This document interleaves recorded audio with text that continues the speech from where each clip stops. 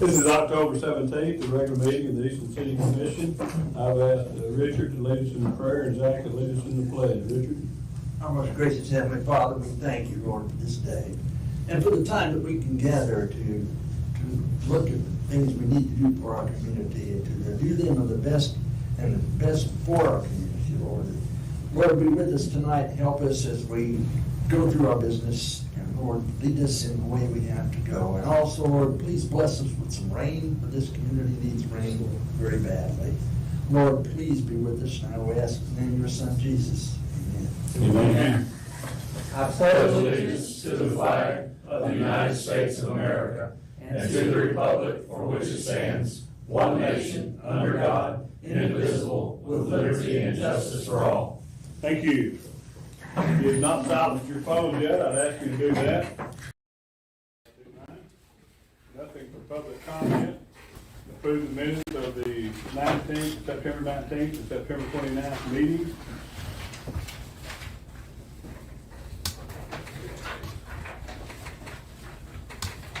Move that the minutes of September 19th and September 29th be approved as presented. Second. Got a motion from Cecil and a second. Who's that, Ben? Second from Ben. Any other discussion? All in favor say aye. Aye. Any opposed, same sign. Motion carries. Financial report.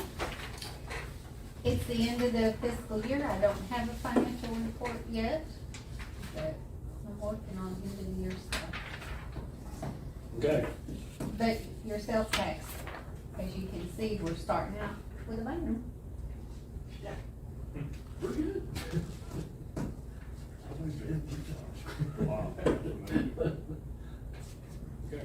So you have any questions for Leslie or JJ? We'll wait for the auditor to actually get here. 6:30. We've got a couple of possible quick items. If y'all want to go skip ahead, I'm more than okay with that. I think we need to skip ahead. Board of City Commission may discuss and take action on the following agenda items. Item number 1, discuss consideration to approve a new member to the Eastern Shores Board. You've got a copy of that. I believe there's been a couple of recommendations. Yeah, the board met a couple weeks ago and to go over these applications. And Sherry, you want to talk about it a little bit? Sure. They have an application from Kevin Burrow and Gary Peak.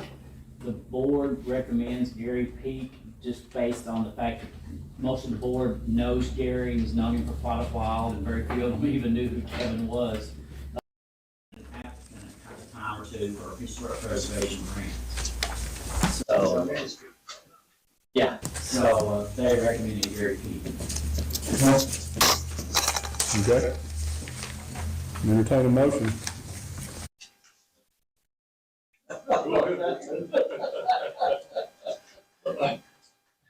I move that we follow the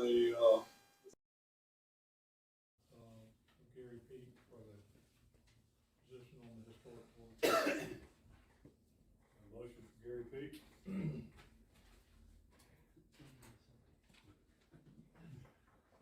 A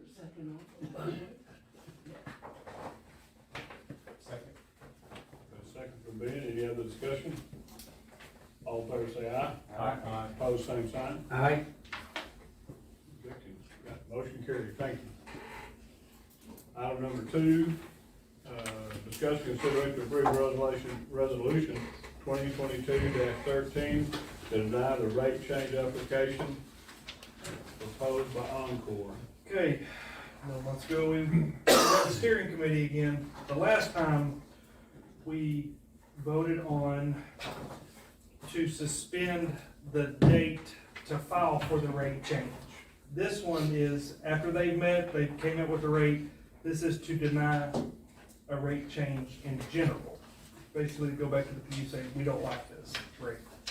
I think we need to buy a big red rubber stamp. Denied. Is that a motion? That is a motion. I'll second Which part? Can you get that rubber stamp here quick? Motion from Cecil to deny this rate change request. Second. Got a second from Richard. Any other discussion? All in favor say aye. Aye. Opposed, same sign. Motion carried. Item number 3, discuss consideration to approve 2022 contract with Eastland County Dispatch Services. Yes, sirs.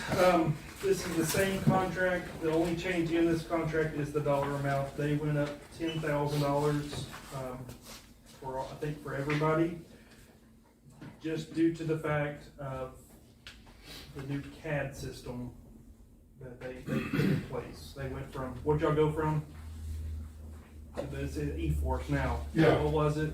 It was, and what it wasn't, it was all manual entry. It was the Oh, that's right. dispatchers were doing the same thing that they were when Chief Thunderbird was chief. I mean, they were just handwriting call sheets. So now everything's in the computer, On paper. and there's a record of it, and when they have contacts. Patrolmen have access to that same CAD system, so if they get dispatched to a call, they can sit there and type in their own notes. And so if you go to whatever address and they've got a vicious dog in there, when they pull that thing back up, you'll see that cat history. Or that person's got a gun, or that person's, whatever, had warrants before. So it connects all the departments in the county back into that information system. All the law enforcement, Yes, sir. not fire departments. The fire departments will have their own CAD system, and they're already utilizing the AVL system. We do not. We're not, the AVL is not active for us at this time. We bought some equipment that we're gonna have installed, and we'll see how that works out. Okay. But we don't. Some of the other fire departments are already using the AVL system, which is the automatic vehicle locator system, so the dispatcher can see where that is on the map. Same thing with us. If the AVL system's working like it's supposed to, and it's hitting the Wi-Fi and, all the other stuff that potentially could go wrong, the dispatcher can sit there and say, well, I've got a unit here, I've got a unit here, and I've got a fire truck here, and, it's the way of the future. How is the security of that CAD system where it's set up where, your patrolman enters information on a vicious dog? Who can go in and change that information? Well, that's a good question. I don't believe that once it's been put in there, I think it takes an administrator to change it.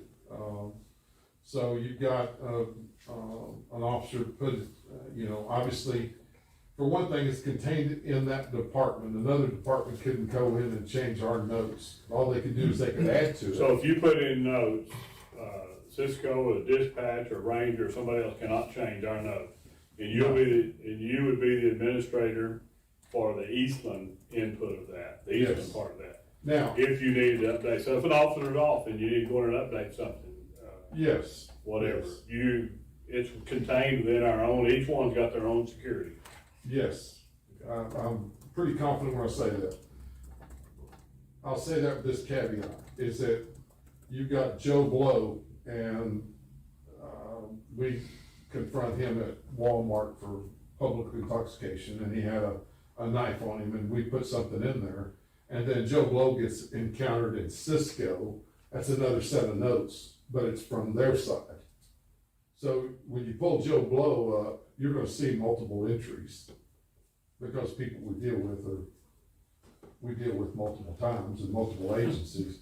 Unfortunately, it's repeat business, but you'll see different histories by different officers. Okay, well, I mean, that makes sense, I'm just, to know how it's set up and the security of it, so someone else cannot go monkey with the business. No, it's our entry. It's not that I have trust issues or anything, but. No, I hear you. I have the same trust issues.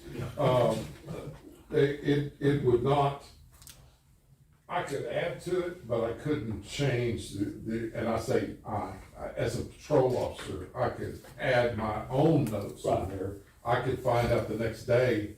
Well, you could go in and add your notes as a chief. Mhm. Or the lieutenant, or somebody could go in and add notes to a file if they needed to update something that they knew about. Yes, So they rolled up on the scene, or they came there, or whatever, they could put in Yes. their notes. But nobody can change, and if it did, would it reflect those changes were made? I don't think anybody outside our department could make those changes. Well, if you went in there and had to update something for an officer, would it reflect that change?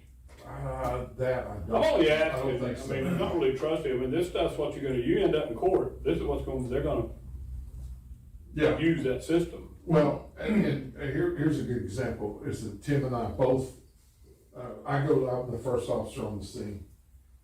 And I go up there and I'm closing out the call, and it's a family violence call or whatever. And I close it out with my notes, and Tim is 5 minutes behind me. Then he's gonna put his notes in. So they don't, you're gonna see multiple entries on the same call of the interviewed the wife or something, you know. I mean, there's a whole bunch of different scenarios, but it allows the dispatcher, first off, to say, you know, Eastland unit, they had a call history there of a vicious dog. Well, the officer, if he's driving, or when he gets the call, he can sit there and look over there and see those recent notes on there. So it's always updating itself if there's activity at that house. So. And what you're asking, if one of us as an administrator goes in and adds notes or changes it, it logs down that we were in there and we added those notes. Okay. So it'll say Chief Holm. Yeah, it becomes. That's what I was. So there's a log of who Yeah, got in there. I didn't understand. No. You're exactly right. It then becomes my note. Does that make sense? Yeah, oh yeah, that's why I was asking. I don't know that I can actually go in there and change the note, but I can go in there and log in and it's gonna say. Clarify what they said, or Exactly. make sure that we got the right, okay. But then it's my, But it's all tracked, you Yes. just breadcrumbs, if you will, Yes. whoever touching. and there's a reason he was 5 years behind me, so. He still said he. I move we approve the 2022 contract for Eastland County Dispatch Service.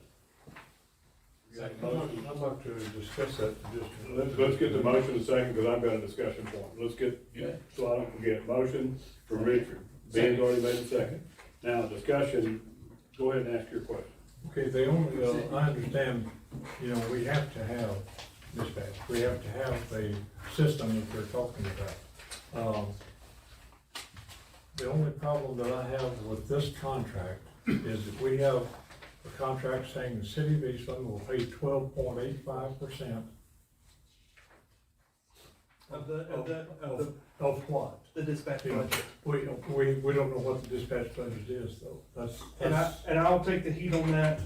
In the contract, it does say that they will provide a copy of the dispatch budget by July 1st. July, yeah.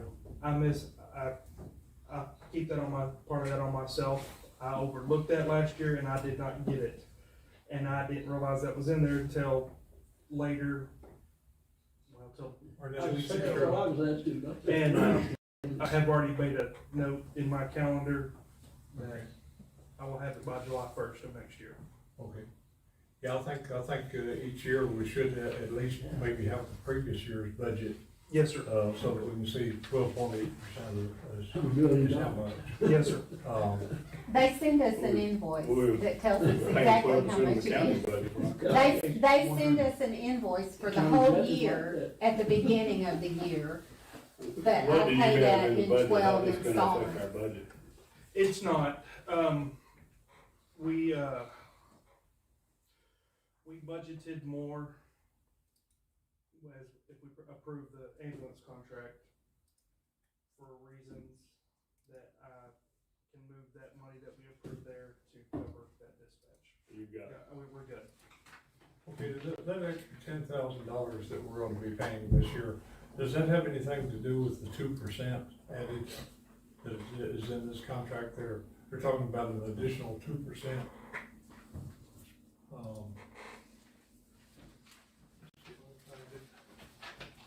Chief, I can tell you some of the,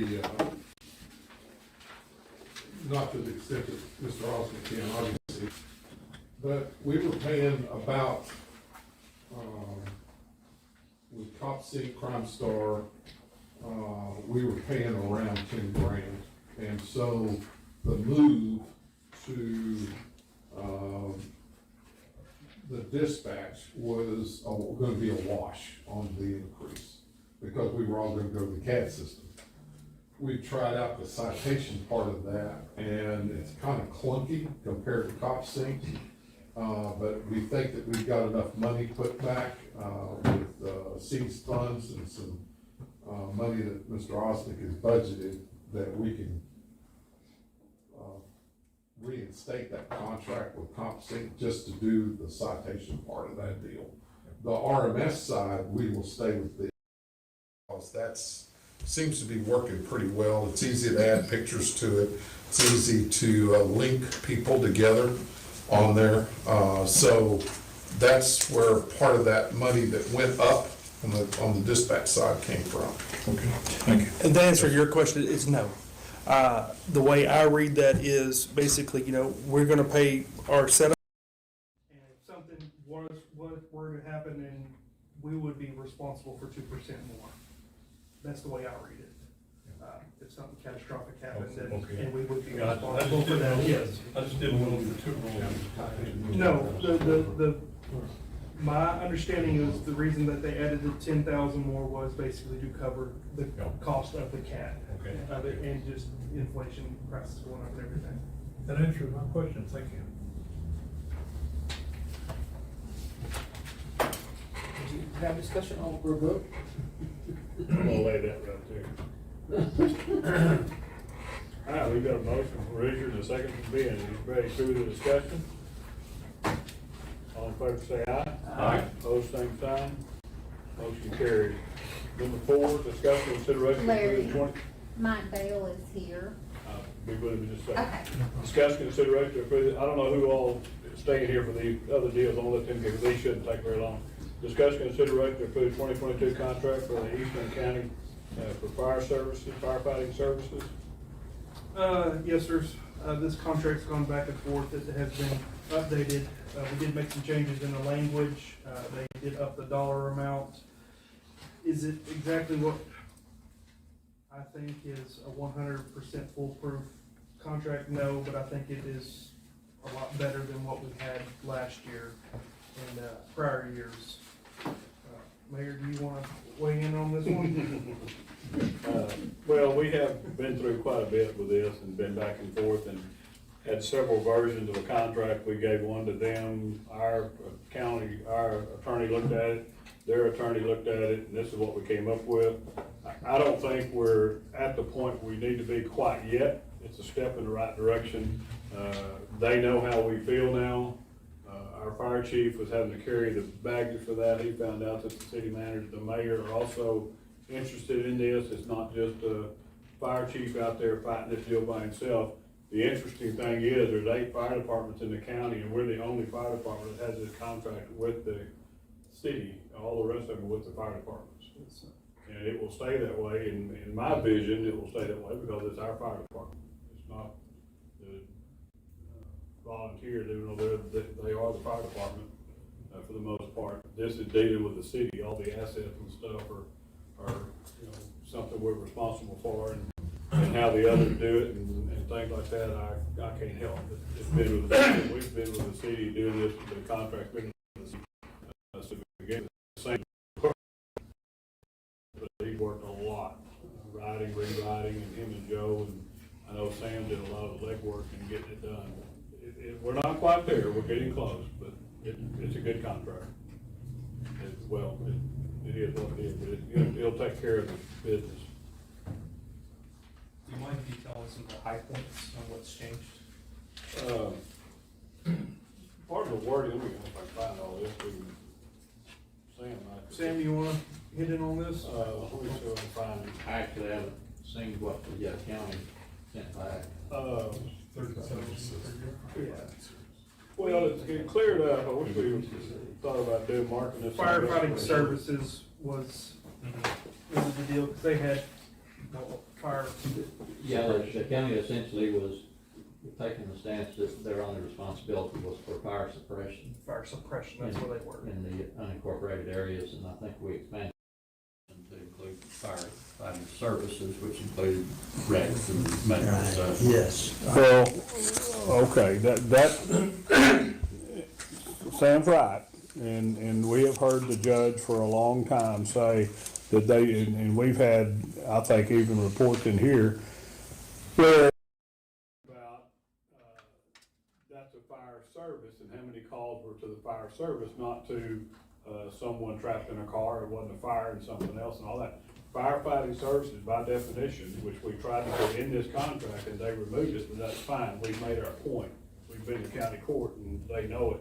But firefighting services includes fire suppression, hazmat, there's four basic things that it, I mean, it's clear what it says by law, what the definition.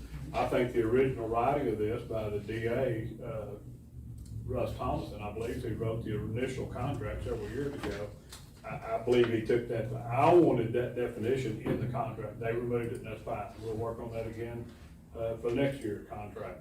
But because I think it's important that everybody understands what they're paying for. Because if we get into a workman's comp type claim, oh, they were out there on a hazmat call, we don't cover that. Wrong answer. You are covering that. And that was why we wanted it. It's all been in there, it's in their minutes, they know we've been there, they know we've talked about it. It won't be something that we'll have to debate very long. Anyway, that's one of the things. And it got some other, about the volunteers.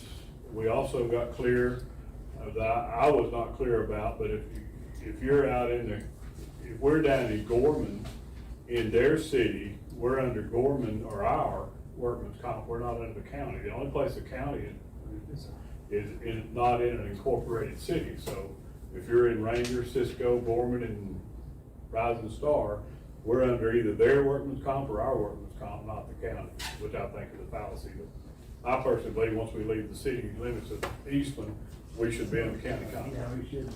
But that's one of the things we wanted clarified. And then, like in 2C, chief, under terms of this contract, may secure equipment and resources as needed. That wasn't in there. That was kind of a gray area, you know.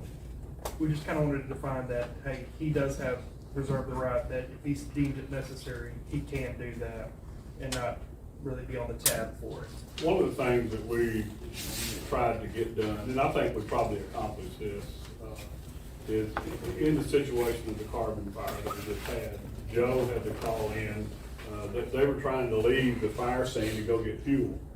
And Joe called in fuel and had it stationed down there somewhere in a safe place. And our volunteers paid $2,000. They've been reimbursed by the county, right? Yes, sir. That's been done. But I mean, that's the kind of decision, we don't need to be having to make phone calls to who and who and who so we can go get something done. When you're in that fire situation, whoever's in charge needs to be able to make those decisions. If they mess up, we'll slap their hand and go the next time and learn from it. But you can't be making 10 phone calls waiting on somebody to call you back. Yeah, so go ahead and get fuel. You know, well, I mean, you're talking about lives and stuff like that. So then I think we at least got that message across, and I believe they heard that message and reimbursed us for that. But it's all. If the county hadn't paid for that, we would have. The city would have reimbursed our volunteers. That's not something they should pay for. So we're trying. We're getting there. We're making progress. I move that the 2022 contract with Eastland County for firefighting services be approved. Motion from Cecil, second from Richard. Any other discussion? All in favor say aye. Aye. Opposed, same sign. Motion carries. Item number 5, discussion consideration of contract with Eastland County for ambulance services. This is the same contract that we've had for years. There were no changes to it. Dollar amounts and everything are still the same. But I bet they go up next year. I would be willing to bet they will go up next year. So inflation hasn't hit ambulance services yet. It has.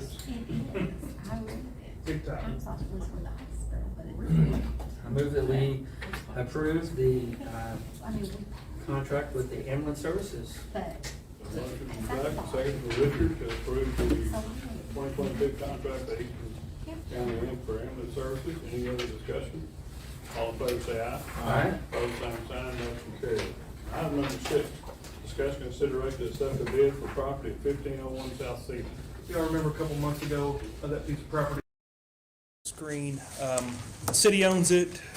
We did not see any need to retain that.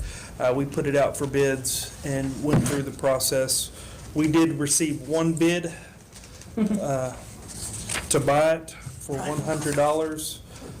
It does get it back on the tax roll, and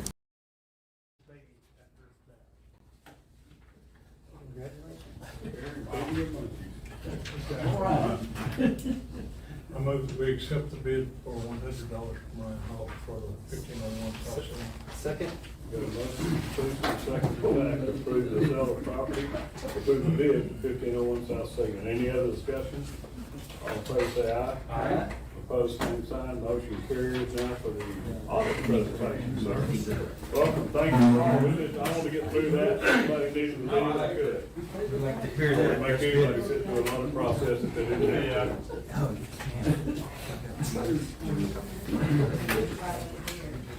Okay. Oh, it looks like we have it. She's way ahead of me.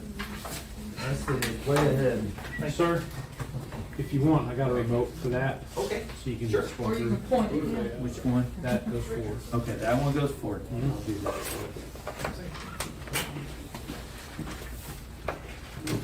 And you want me to move this over there? You can do whatever you want. Wherever you need wherever you to. want. Come over here where you can. Yeah, that way I can pick see you what up I'm better and pointing you can at. get see your chart if you need to. Throw stuff there. Yes. That's right. Okay. All right, well, thank you for having me. It's an honor to be here, Mayor and Commissioners, and we're here to, it looks like we're getting a little ahead of ourselves. We put fiscal year 22, but actually it's fiscal year 21, September 30, 2021, that we're presenting.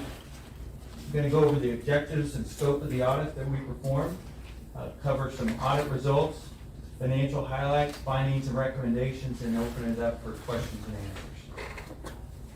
The objective of the audit is to meet Texas Local Government Code 103.001 and 103.003, saying that you have to have an annual audit, and it's due 6 months after your fiscal year ends. And this year, we got the draft of the audit report done, and we got that to your debt holders, so they have that, and didn't impact anything on your bonding, and we issued it September, mid-September is when we actually issued the report. Okay. And the scope of the audit, we performed our audit in accordance with U.S. government auditing standards. We document and test your accounting internal controls. We perform a risk assessment at the beginning of the audit, determine the nature, extent, and procedures. And then we obtain reasonable assurance about whether the financial statements are free of material misstatement. And what that means is we do sampling. We don't look at every transaction. We do sampling and look at a portion of the transactions. Okay. Reports with this. First one's at the very front of the report. This is the report on the financial statements. It's unmodified, clean report. What we call that. At the very back, we have last 2 pages are the report on internal controls, and that was a good report on the city's internal controls as well. And for financial highlights, just because this is an annual financial report, it is a big report. There's a lot of pages to this. I want to point out a few key documents for the commissioners. On pages 3 through 7, we have what's called discussion and analysis. And I really like this section. This comes from management. And what I liked about it is got a comparison from the fiscal year 21 back to fiscal year 20, so you can kind of see the progression. And that's for government-wide, governmental activities, and just gives a good overview of debt as well, page 7. On pages 8 and 9, we have the government-wide financial statements, and there's really 2 sets of financial statements when you're looking at municipal financials. Government-wide is on a full accrual basis. And what that means is you've got the debt listed as well as capital assets. Whereas governmental funds financial statements, which are on pages 10 through 13, those are modified accrual basis. They don't include long-term debt, your capital assets. It doesn't include that. It's more closer to cash basis. On pages 14 to 16, we have water sewer, and that is called a proprietary fund, and in that enterprise fund, and that is looked at as like an operating business. It's full accrual basis, like you would any business out there.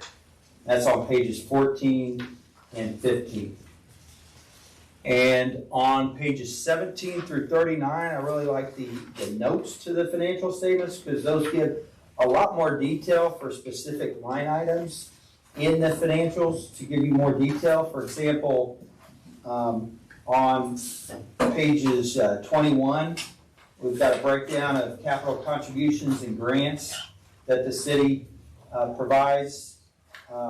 We also have on pages 24 and 25 a breakdown of capital assets, additions, and any retirements that you had.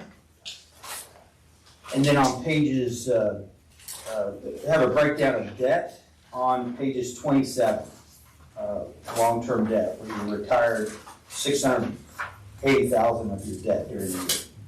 It's really good. On page 40 to 43, they make it 3 pages long. There's a lot to it. It's the retirement system and the pension liability. Pages 44 and 45, this is something that is really good control that the city has in place where you guys manage according to the budget. And if we go to page 44 and 45, that's a commissioner's way of controlling the spending. And we've got the original budget, page 44, for the general fund original budget, the final budget, and then the actual, where you came out and variance against the budget. And same thing for on page 45 for the utility fund. That gives you just a little bit of overview, all these pages, what they mean. On the government-wide financials, to just kind of point out some key figures. Exceeded liabilities by $9.5 million approximately. And this was an increase of $679,000 over the previous year. So that's really good. The net investment in capital assets was approximately 64%. And the remaining balance of unrestricted, unallocated net position was $1.7 million. And that's on pages 8 and 9. On pages 10 to 16, the governmental and proprietary funds. The ending fund balances was $2.2 million. And for proprietary funds, that was almost $4 million. And the unrestricted fund balance, which is really where there's more discretion, that fund balance was $281,000 at the end of fiscal year 2021. And that's on page 10 to 16, but I'll get the exact page for you.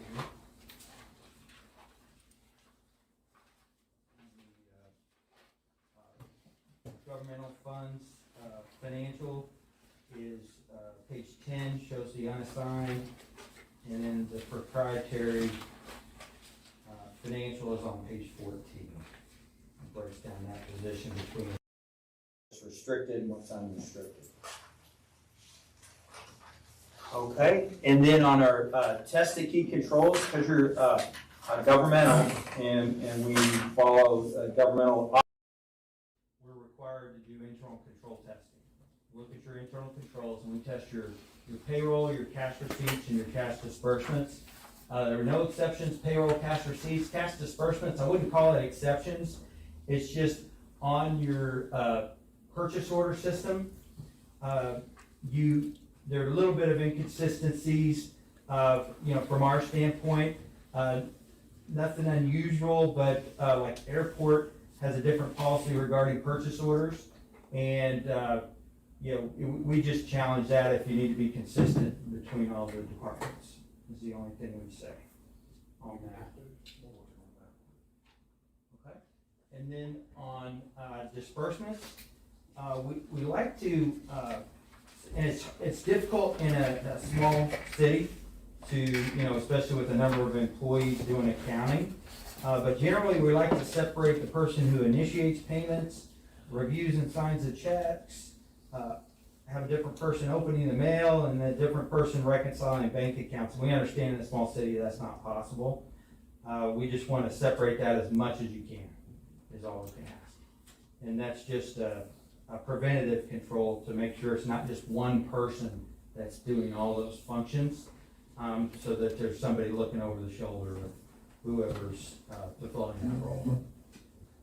And then on financial statement close process for the timing and the audit schedule, we'd like to have that outline where it's spelled out. These are what we're doing. I know Leslie's still here and she's doing a great job, and she's been here a while. If she retires and leaves, then you want to have that documentation in place for the next person to come in, so it'd be easier for them to pick it up and carry it forward. We're not gonna let her retire. What's that? We're not gonna let her. Okay, good. We would be happy with that. We'd be very happy if you could keep her here. We like that. Okay, and everybody really did a great job helping us. What we really appreciated, City Manager Osnick got who was with Terry Love CPA out of Abilene. We've got a good relationship with those guys, but she really knows your books, and she was able to help with some of the reconciliations. You've got a really small team here, and her helping with some of those year-end schedules was really helpful, because we're supposed to keep our independence, and they're coming down on us as external auditors, especially on the governmental audit side, to keep our independence and prepare the schedules and audit them. So that's a little bit of a challenge, and it's kind of a change in the profession where they're getting more and more strict on that, and we can get in trouble if we're doing the accounting work and then also saying we're issuing an opinion on it as well. And having that relationship with Jerry Love's office, we really appreciate that, because that helps us, you know, prove that we're staying independent and we just do our audit work. This is what we're supposed to do. And with that, we'll just open it up for any specific questions you might have. You kind of started this off, and I'm not sure I heard anything else you said, because I hadn't jumped over this hurdle yet. Oh, yes, sir. Did you say that this is supposed to be done 6 months after the close of the year? It is, I know, and I saw you taken aback by that. Yeah, we need to have it done by March 31. And one of the challenges is with the corporation, or one of the challenges is we've got to have those books as a separate component unit. It's separate from the city's trial balance system. So, and that's one of the roles that Deborah Goodyear came in and helped get those schedules for the separate component unit for us, and that took a little time. And when that was ready for us, I think in early May, we were busied out, so it ended up being July before we finally got back to that and were able to step in. We had some turnover, some people leave, and I think everybody's experiencing that this past year. But we had some people leave, so we were a little short-staffed over the summer. We've replaced those people now. We've got a new senior audit manager who's really good and knows cities, and is I'm working closely with, so I'm really excited about kind of the way it looks going forward this next year. So there's really no penalty, the fact that we're 6 months late? There's no penalty, not at all. The one concern that we had, and why we got the draft report to City Manager Osnick, was the bonds and the debt. If you miss that could be a ding on your credit, so that next time you go out for bonds, you're gonna pay a higher rate. But we got them to draft, said, hey, we don't anticipate any more adjustments, but here it is. And we were just stuck waiting on that separate component unit. That was really the reason that it was delayed. Yeah, they met the March 31st deadline to get the draft submitted for the financial stuff, so we did meet that. But the deadline is actually a draft by the deadline of March 31st, is that what you're saying? We need to have it issued. Now, we gotta figure out how to get over the hurdle with that separate component unit, getting that, accounting done earlier, before March 31 for us to be able to audit it and include it in the report. And I That's something we need to do, we got that happening? We've talked to, Donnie and, the EDI people, and there was some banking, I don't even know what you call it, some banking documents that were getting lost in translation, and we think we got it all worked out yet now. Yeah, part of it was the securities stuff. Yeah. And that's on page 8. There's this separate column. It doesn't add up to the city's totals, but it's presented so the financials aren't misleading because you have such a close relationship. And it's that far right column. That's what we're talking about. That's the EDI column. Yes, yes, sir. Oh, this is the EDI? Yes. Yes. Okay. And then on, it's the far right column on page 9 as well. They're part of the city, but they're not. Yeah. Part of it. Legally separate. Yes. Well, that's Part of the none city. of our money. Yes. And that's fine, I just wanna make sure that we're lined up to get better at this. I mean, I know you're new to us and all Yes, that, sir. but, Yeah. I just wanna make sure if anything else we need to do, we've got those bases covered. Yes, sir. Your deal said 2022, our minutes thing said 21-22. Yes, sir, yeah, it's 2021. It's 21, I think I was, with my staff, I was working on the, 22 engagement letter and got that sent over, got his help getting that, with Zach getting that sent over, on Saturday, for your consideration. And we kept the fees basically the same, as they're just a little bit, up $1,000 higher than they were the year before, but pretty much pretty consistent with the year before. And I think while we were working on that, he also helped put this together. I think he was thinking the next year. Yeah, so we're getting ahead of ourselves there, 22. They were, last year, bids came in, and we did all that paperwork in January, February. And we made some improvement, but they did not do it. Anybody have any other questions? We're good? Thank you. Yeah, appreciate Thank the you very much, opportunity. appreciate you being here. Yes, yes, sir. You can turn around and drive back home, huh? Oh, yeah, no, it won't be bad going back, it's just, and with the express lanes, going from Richardson, getting to the west side of Fort Worth, it's not that bad with the express lanes. Oh, that's You gotta use those. Well, you'd be waiting, I guess it'd be, Yeah. yeah. Thank you so much. Yeah, thank And you. take care of going home. Okay, We'll be appreciate talking it. to you. Okay, Okay, good thanks. Yep. We don't need a motion, anything, we all No, have to discuss. just presented it. Thank you, be careful. Thank you. Appreciate it. All right, we're down to the city manager's briefing. All right. GLO, they're still working on it, first phase, the whole buyout. They're starting to put together the bid package for the rubber and the, Weaver Creek clearing. Okay, the FIF, which is the H&H study, they came, they did the archaeological dig, which the scope was dramatically smaller. They dug, yeah, I wanna say 16 holes at both places, at Ringling and Eastland Lake.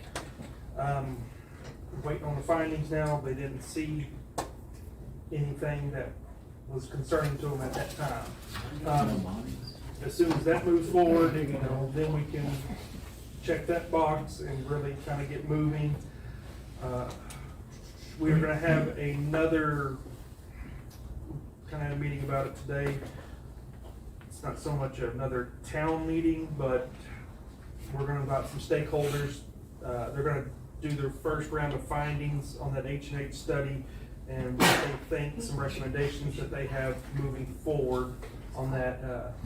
Talked to a TxDOT representative, they're gonna be here, and stuff. So basically it'll be a room full of engineers talking about how water moves. it's, Most of the time it flows downhill. yes, sir, and that will be, That's not water, that's not water. You're right. and it's kind of at a weird time, 10 a.m. is kind of where everybody could make it work on November 1st. They were tied up for a few weeks with different projects in the evening and stuff like that, so. What day of the week is November 1st? You remember? Tuesday. Tuesday. Okay. Halloween on Monday. Highway 6, we've been working on that sewer project for a while now. Bobby, you wanna talk about that?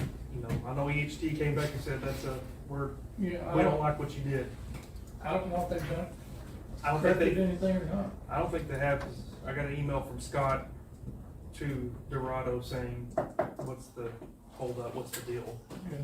So there were some issues and they weren't satisfied with the work when they came out and tested it, so we're waiting for all that to be resolved. Didn't blow them Really, and then what, I talked to TxDOT a couple days ago about the lights and stuff, and they're still waiting. They're thinking March, April, they're gonna try to rebid that whole project out there, and, so they're still looking to take away a couple things that were kind of frills in the project to kind of make it meet their budget, but they're a lot more optimistic than they were. So, we talked about our archaeological dig, that's. Do we have lights on Miracle Mile that are out? Yes, Street lights? and we're putting together a list. We've had a couple of them that have burned out or stopped operating, and then we had one that was damaged in a car accident that we've already received funds back from TML to put towards those repairs, but we're gonna need this schedule with the contractor that actually put them in, who was based out of Abilene, to come out and see about doing repairs. But we're gonna do a look at all of them to see not functioning and need to be repaired or have, bulbs or whatever's in there. So I know some of them are LED. Yeah, they were switching them out to LED when they Is were that out. the city's responsibility or the state? They are ours. Those are ours. They are on our TML insurance. We have 28, 25, 28 of them. They're on our insurance for some of this. We were gifted those by TXU, I think. Such a great gift. Yeah, the gift that keeps on giving. Indeed. Well, and Indeed. then, like you found, Tony, we found that, the price that our poles are insured for needed to be raised Dramatically. dramatically. What they were insured for in 2009, I think, when it was put in, and today, there's a big discrepancy. So we've had to address that with our insurance to have them claimed at a more realistic value. But TML was very good to us in what they gave us for the damage on the one that was hitting the car. But we're probably going to have to visit with the insurance company to help take care of any overage, which we will have some. But they were insured for about a third of what they should have been, or what it is now, basically. Insurance not pay for that, or? It should. It's just that TML they only fought for what we had it insured at. And after that, apparently we're going to have to go after the insurance company ourselves. So, but TML was good because they were able to classify the traffic control guys, gave us more funds to put towards it. So they did help us out in a pinch, but it's still, this was good because it was just one, and then we saw what the problem is. So now we fixed what the issue was as far as value, and we can take care of it so we're not going to be in such a bind in the future if something else one doesn't happen. Many details about it, but, big kudos to our library. She received from what I'm hearing, $100,000 grant to redo everything on the inside of the library. I mean, she's good. She's doing great things over there. So, been very happy with her. Kathy's very dedicated. She is. All right, And that's all I have. Unless thank you have very much. questions. Any questions for JJ? Code compliance. Commissioners, we started with 28 cases for September. Terry opened 24 new cases, closed 19, which left us with 33 cases. Out of those 33 cases, there were, all those cases for the month, 32 new violations were opened and 32 were closed. No, I'm sorry. My bad. 32 were open, 26 were closed. We had 8 junk vehicles with 2 citations issued for the month. We had 2 annual notices that were sent out. Fines assessed were $412. Fines dismissed were $1,854.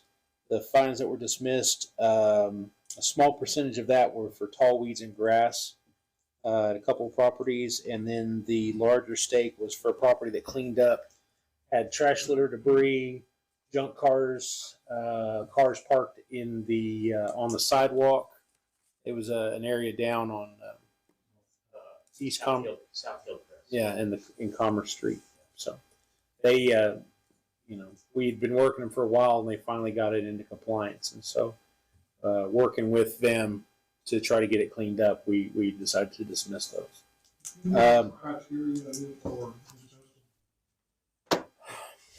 It's kind of a carrot and a stick type of situation when we have these fines, because what we're wanting is compliance.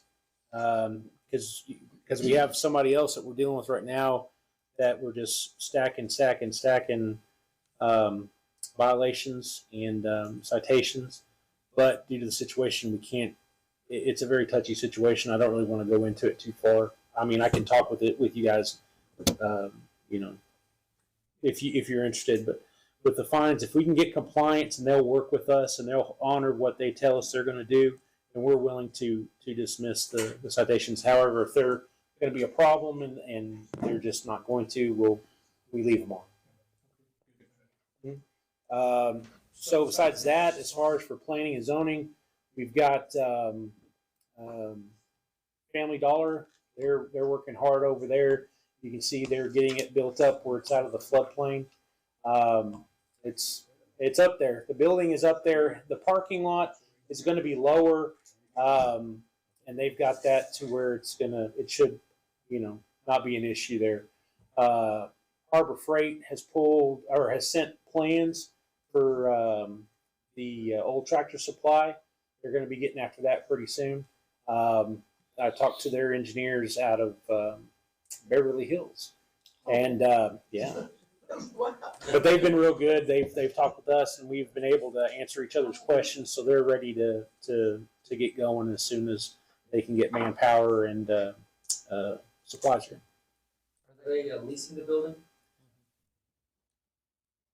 I didn't know that part, but Yeah, they're leasing the building. Are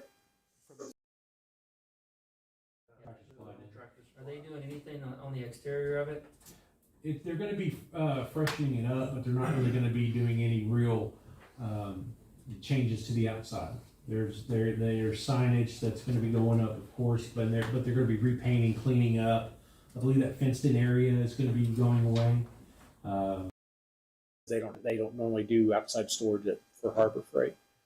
And then in addition to all that, we've got a call for, there's somebody that's looking at doing another project down in the downtown area.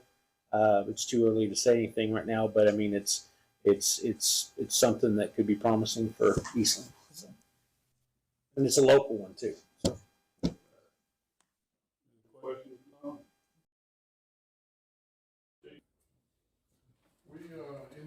We ended the year with 3,000 calls for service. The other thing we had, for you guys that are businessmen, we had over 1,600 business checks during that time period. We had 221 arrests. This is from an 11-man department. Can I ask a question? Uh-huh. Do y'all leave a little note on business checks or Yes. a sticky or something? Okay, well, I had somebody asked me that the other day, and I said I felt like he did, so. Yeah, I mean, I could see a situation where they didn't have one maybe, but they did check with all of these are generated from dispatch. These aren't our numbers. Because the officers check out. We finished the year with over 1,300 citations and 5,300 warnings, kind of going back to that same deal, where our emphasis is on compliance, not on revenue. So we still maintaining I didn't do the math, but basically 1 to 5. Total contacts was over 6,000, almost 7,000. And our animal control lady's doing great. She wrote 108 citations, 112 warnings. Our month for September was down a little bit because we had to bleed off our excess comp time and vacation time in that fiscal year. So we were scrambling trying to get officers off so that they didn't wind up losing that. On the new CAD system that we're going to, the animal control issues is going to be abbreviated because some of this doesn't jive with the new system versus the old system. So we're probably going to keep the business hour calls, the impounded, the adopted, the quarantine, and the euthanized, and everything from there down is going to drop off. And honestly, since I've been chief, I don't think I've had 2 questions on that bottom rung of stuff anyway. October 31st, we got Boo in the Garden that we're going to man as we have done traditionally, and we will have an increased patrol presence out in the neighborhoods to make sure that the trick-or-treaters are safe and secure. So that's it, unless you guys have a question. That'll be with the new guy. New guy gonna do this next time? Break him in right?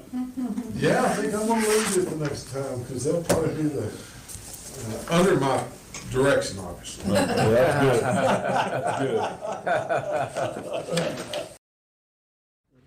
That's good. Nothing like a friendly competition. Deputy Chief. Yes, sir. Chief Williamson's still out. I believe he's gonna wanna deliver an end of year number, so I don't really have a list of numbers to give you. We did just complete our fire prevention at the schools. Had our open house again, good turnout for that. Fed the public hot dogs and had people come out and spray water, witness the extrication demonstration and so forth. We got another application as a result of that. We're having a rash of major accidents right now, and like 4 in the last 3 weeks. And interesting kind of sideline to that is I was reading recently that 96% of the fatality accidents on our highways are due to vehicles crossing over to the other side. And that's what those cable barriers are for. You mean getting to the other lane? Getting into the oncoming traffic. And so those cable barriers are designed to prevent that from happening and decrease that number of fatalities. But we have a substantial amount of our cable barrier down right now in our district. Several wrecks, yeah. I heard we had some wrecks.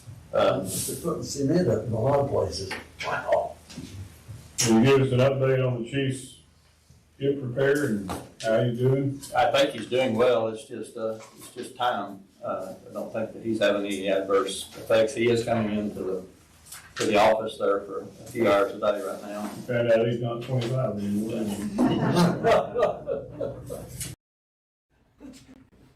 Anything else, Sam? That's about all I have. The police department doesn't want to see him suffer, so we have offered our services.